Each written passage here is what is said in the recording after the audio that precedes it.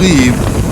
Let's do it. Starting in 10th position, driving the number 155 Spec Racer Ford Gen 3 from Freehold, New Jersey. It's Alan Rothman. Starting 9th, driving the number 7 machine, the alltackle.com machine from Annapolis, Maryland. It's Keith Frazier.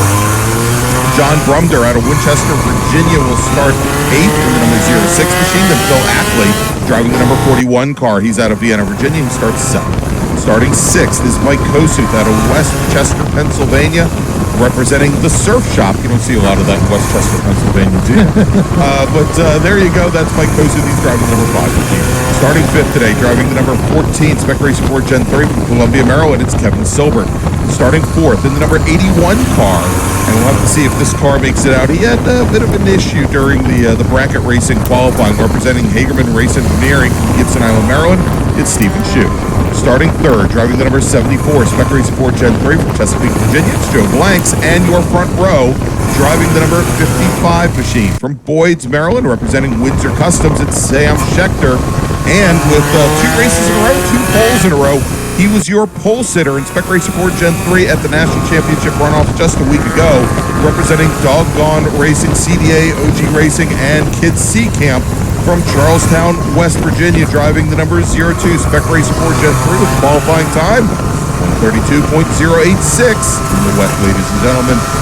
Morgan Burkhardt, as the field now is making their way behind the beautiful MGA pace car of probably not Sam McLeod. That is Tom McLeod. Yes, Sam, Tom, Larry, John. But the pace car now on the pit lane. And looks like the field in very good shape here as Morgan Burkhardt leads the field around turn 10 onto the front straight. Our starter for today's race will be Dave Sterling as he looks the field over. And green flag is in the air, and we are racing here at Summit Point. Schechter and Burkhardt are side by side. No advantage given to either as they make the run down to turn 1. I talked to Burkhardt about his strategy if it was still wet. It's not, and we can see that by all the brake lock up there from our 3rd place driver, Joe Blanks. Yeah, Joe Blanks going side by side in there with Stephen Shue as they went through there. Joe Blanks looks like he probably is going to fall back just a little bit. Him and Stephen Shue still side by side as they come out of 2 and head up into turn 3. Now give that position to Joe Blanks, but a lot of left front lock up there, Greg, by Joe Blanks. Really hope he didn't flat spot that tire, because if he did, he's going to feel that. He's definitely going to feel it towards the end. And well, and there you go. Lots of lock up. You know what? That might not be tire. Now we're seeing a lot of smoke out of the back of that machine, and it didn't necessarily look like tire lockup. It looked like it's coming from the center rear of that machine.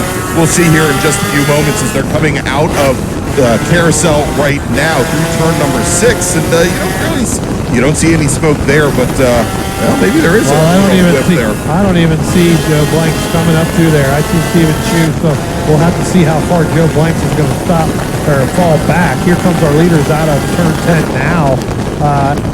With Morgan Burkhardt, Sam Schechter. Here comes the 81 of Stephen Shue machine. I don't even see Joe Blanks. So you're right, Greg. I think there is more to that than just front brake lockup. Well, it sounds like the 74 machine, Brian. We'll see if he comes back around. He did find his way to the infield after going off at turn 5. And, that could be some brake lockup. We'll see. Matter of fact, the car is coming down the pit lane now. Yeah. And, we'll see if he locks up the brakes at the end of the pit lane. But he was able to make it off the track. I'll tell you what, Greg, as our front 3 cars now head up over the hill and down into turn 5, coming up out of turn 3, they've got a really big gap over the 7 of Keith Frazier, the 5 of Mike Kosuth, Kevin Silbert, and now throwing the 41 of Phil Ackley. Now, I had a chance to speak with Phil Ackley yesterday after practice, and we talked a little bit about the difference in the shifting with these SRS based on his baby Grand that he's used to driving. Right. When you have the baby Grand and you're doing it with a sequential shifter, just like what's in the SRS. But it's also right out of, it's a motorcycle motor with Yeah, but it's a little different because what they were finding out, and he was talking to GC Kim about it, is when you're in your baby grand, you have to let off the throttle to shift upward, right? In these, you don't have to, and so he was losing about a half tenth. So look for Phil, as it does look like Phil's getting faster and faster now based off of looking at some of his lap time and the competitiveness. So he was able to learn a ton over the last couple of weeks, and getting some in-car camera video of him, they were able to notice him. Yeah, so the sequentials in these Spec Racer 4 Gen 3s, or many of the Spec Racer 4 Gen 3s, those SADEV transmissions, they're electronically controlled, and they've got auto blip in them. And yeah, you can flat shift up shifts with no problem with those cars. As wow, taking a look at some. I'm actually looking at my racer is now fixed thanks to Chris Childs. Very, very, very nice. All right, as our leaders now making their way through the carousel, and Brian, you know, we're seeing here where Morgan Burkhardt and Sam Schechter really just separated themselves from the rest of the field. When they completed lap 1, they already had about a 4-second advantage on the rest of the field. You know, in the damp, Morgan Burkhardt had, I think, 3 seconds on even Sam Schechter. And, actually, I look here, yeah, about actually 3.5 seconds on the rest of the field. But again, kind of dry now as our leaders are making their way down towards turn 1, starting lap number 4. Well, I tell you what, unfortunately for Stephen Shu, right, he was right behind Joe Blanks when he had all those problems. So he really had to get out of the throttle, not only going down into turn 1, but as you noticed on the cameras there a couple times before in turn 5, as we take a little bit further back, he had some problems. So his race now is just to try to stay competitive and try to get up there. As we head down into turn 1 here, you've got Keith Frazier and Mike Kosu along with Kevin Silver. Mike Kosu and Kevin Silver, they were nose to gearbox here, Greg, as they went down into turn 1. Yeah, and it appears as though they're working to try and make their way back up to the number 7 machine. But Phil Ackley, you just talked about it, in that 41 machine, he has now closed things down. He is only about a car, actually less than a car length off of the back of the number 14, off of Kevin Silbert.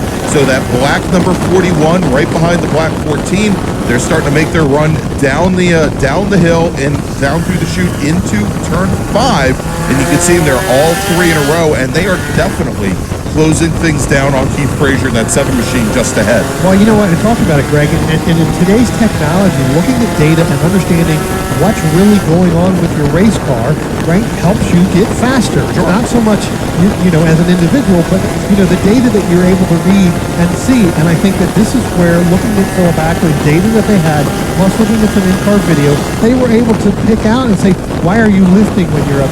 You don't need to do that in these. As opposed to his baby grand, and with the legend car that I had, you had to let off in order to upshift to go up. So, you know, that, again, it's about a half second is what they determined what he was losing, and you can start to see that now looking at his lap times. He just ran his fastest lap of the race right there. Morgan Burkhardt ran his fastest lap not only of this session, but his fastest lap at a 1:20.4 last time by. Yeah, and that was about 2/10 of a second up on Schechter and Steve Shu. And this is where you see the effects of not having a draft in Spec Racer 4 Gen 3, as Stephen Shu now almost 2 seconds off the pace of our 2 leaders. As he, you know, as you mentioned, he, you know, lost the advantage. He lost the drafting member there of Joe Blanks, and he's just kind of stuck out there all by himself. Nobody very close up front, nobody very close behind. He can't lay out of the throttle to try and bring that next group up, because that next group right now is 15 seconds back from him. Yeah, but I tell you what, you've got Mike Kosu now. He's running down, and we'll wait for them to come out of turn 10 here momentarily. But you've got Keith Frazier and Mike Kosu. Mike Kosu is reeling Keith Frazier in. Again, don't think they're going to catch Stephen Shu as he's all the way down into turn 1 now, but we're waiting to come out. And there it is, Greg. You can clearly see Mike Kosu, he's actually going to go make a pass on the 7 up Keith Frazier as they start to head down past the start-finish line. Attention in the paddock, attention to the paddock. First call to grid for race group number 3. That's Big Bore. Race group number 3, Big Bore Racers. Please head to the grid. Your race is next. We will. We'll continue to take that battle here with Frazier and with Mike Kosu. Now I'm going to throw in Kevin Silbert and Philip Ackley as they're now starting to come out of turn 2 and head up into turn 3. You can see that Kosu was able to make that pass over Keith Frazier, out of turn 3. But again, Kevin Silbert, Philip Ackley, they're right on the back gearbox there as they're starting to head down into turn 5. You'll see it is the Kosu leading that group, but that's the closest battle right now, Greg, on the racetrack, and that's 4th, 5th, 6th, and 7th. All right, and so Morgan Burkhardt now, as they cross the line with over a second and a half advantage. And Brian, I kind of mentioned it, as we were talking about the runoffs last week, but Morgan Burkhardt, he was your pole sitter, your Tire Rack Pole Award winner in the Spec Racer 4 Gen 3 at the National Championship runoffs. Had a faster qualifying time than some multi-time national champions, and faster qualifying time than the eventual winner as well. And again, if it wasn't for a mechanical issue about midway through the race, actually with about 4 laps to go, he might have had a very good chance at a win. But we've got, let's talk less about last weekend, more about right now. And we had just had another, I think, change of position going into 1, Brian. Well, not able to make that pass, but that was Keith Frazier and Kevin Silbert. Keith Frazier able to hold on to that 5th place position here. They come out of turn 2 now, starting to head up into turn 3. Kevin Silbert in that 14 machine tried to pull out coming out of turn 10 as our camera on start finish now has completely fallen. You're looking at the sky. You can tell how clear it is out there now. We'll get that fixed probably at the end of the day. Yeah. But Kevin Silbert pulled out to try to make that path with Keith Frazier. He did not have Philip Ackley close enough to help him with that pass, and he had to get back in line. So Frazier holds on to that 5th place. Yeah, and Brian, I was talking earlier about how the wind had really picked up. Yeah. We're looking right out of the booth here at the trees, right by our start-finish camera, and there's got to be, I'd say, probably about 25 to 30 mile per hour gusts right now. Yeah. So, I mean, if there are any shooting stars or satellites or low-flying aircraft, we'll go back to that start-finish camera. Well, wait. or the cat that we saw last night. Yeah, exactly. So I'll tell you what, let's pick up this just now passing. Well, you can't see it, the start-finish line. But as they head down into turn 1, we get Spencer to pick up turn 1 camera there. As I talked about with that Mike Kosu, Keith Frazier, and Kevin Silbert. Kevin Silbert still trying to put pressure on Keith Frazier as they come out of turn 1 and head out of turn 2 now, heading up to turn 3. There is a little bit bigger of a gap between those two, but Frazier is starting to reel in Mike Kosu in that number 5 machine. That's for 4th place, 1 step off the podium. But those guys continue to keep battling, Greg. Within a car length to a car length and a half, they close up, they go to try to make a pass, and then they can't get it done. Indeed, and here as let's take a look. Oh, yep. We were just taking a look at David Stern coming up to the tower. Hey, maybe he'll have something to say to us. As our leader Morgan Burkhardt now is still leading. He's now completed half the race, Brian. We have 7 laps remaining here, and Burkhardt. Actually, let's take a look at this because I think we've got a new leader, Brian. No, that's the 155 of. Actually, no, I think you're right. That is the 55. We do. Sam Schechter has managed to get around Morgan Burkhardt, and it's a pretty huge advantage there. Almost 3 seconds, almost 25 car lengths. Interestingly enough, I think Burkhardt had just run a very quick lap. So we'll have to see exactly what happened there. Yeah. And actually, it was on the previous lap as we were talking about some other things. Sam Schechter took over the lead.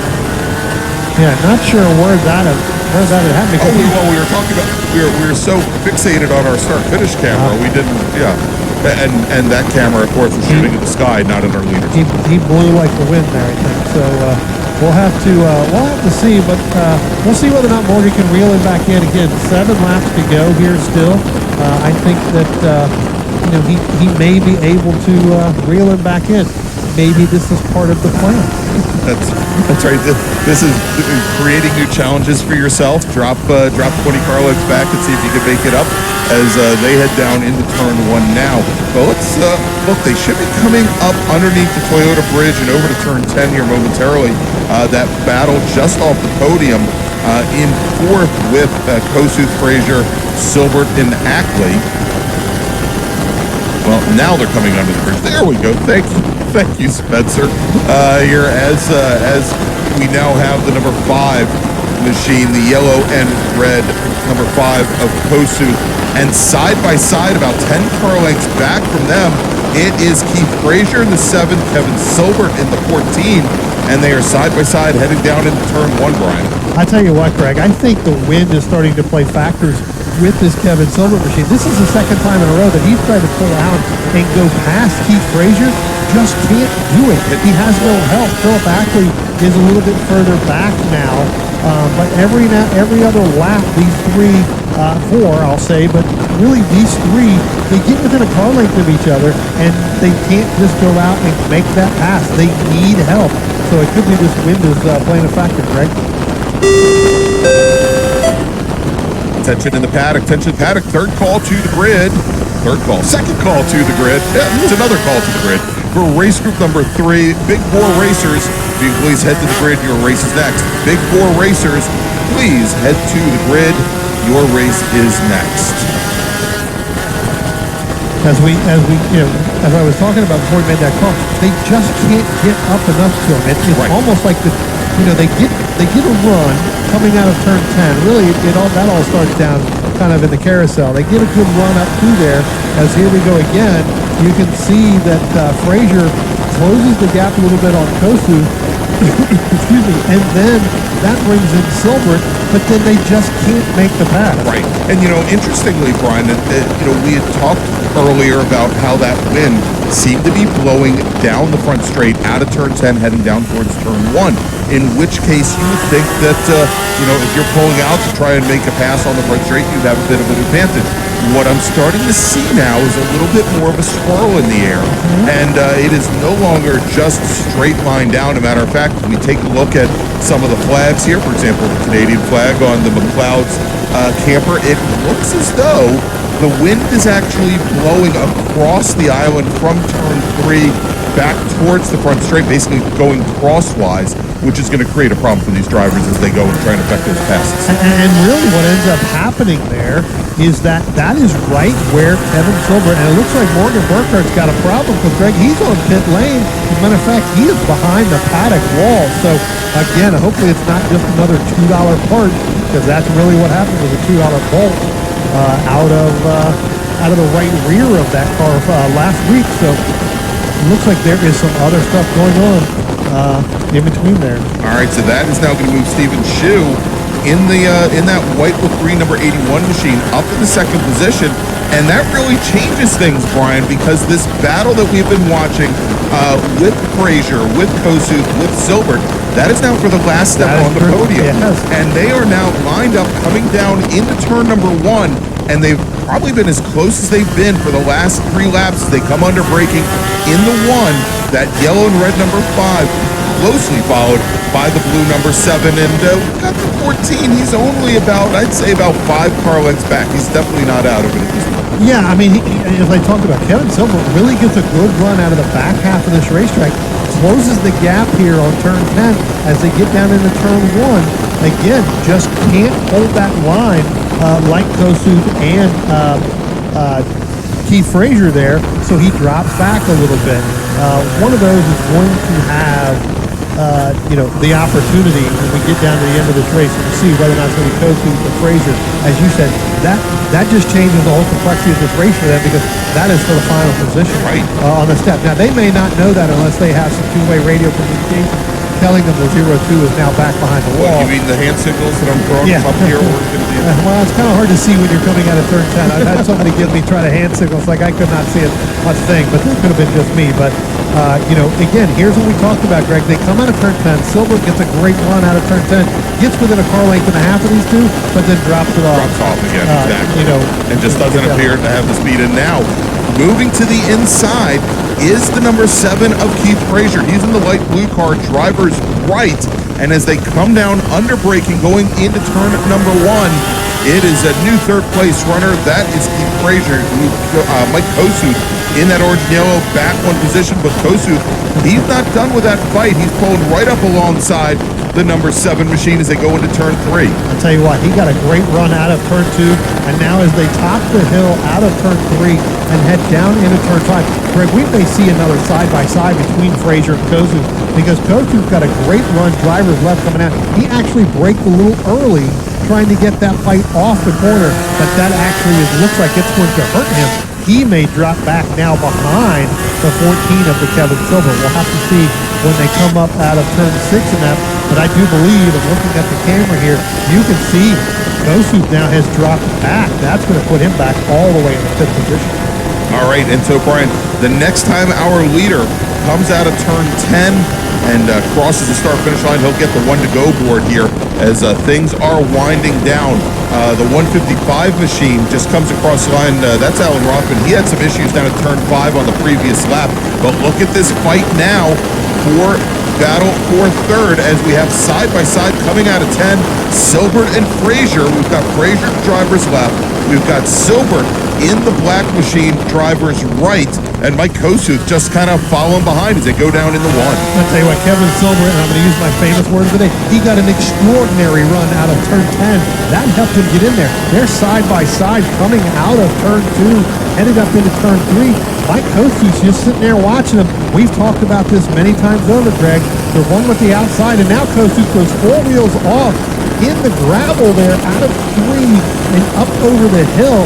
I tell you what, it helped him make the pass, so that range has really compacted that gravel. It's amazing what happens when you straighten out your exit. By the way, Sam Schechter now working his final lap just behind that battle, going down into the carousel. But yeah, what an exit to turn 3 by Kosuth. Yeah. Who would have thought the Tristan Herbert line would be the fastest way around? Well, and he's got the position now on Keith Frazier to move Kosuth up into 4th position, still off of the podium. But also, you know, as Frazier had to try to work with the car going through the gravel trap on his right, that allowed Kevin Silbert at the 14 machine to open up an advantage, and they are now just starting their final lap. I tell you what, Keith Frazier's opened it up. Now give Mike Kosuth back to that 4th position, drops that Kevin Silbert back into 6th. That battle's not done. But I tell you what, Kevin Frazier was able to do it. Here comes Sam Schechter. He's going to pick up the checkered flag. So you're right, Greg. He was not far behind this 4th place battle. As this 4th place battle, really the last podium step, that's going to come up on the 155 of Alan Rothman as they come out of turn 2, head up into turn 3. By the time they get down into turn 5, we're going to have to see whether or not that battle is going to be able to continue. Here comes Stephen Shue now. But let's go to the camera here, down the hill into turn 5. It does look like that battle is going to continue between Mike Kosuth, Keith Frazier. I almost made it Keith Kosuth. Keith Frazier, Mike Kosuth, and Kevin Silbert.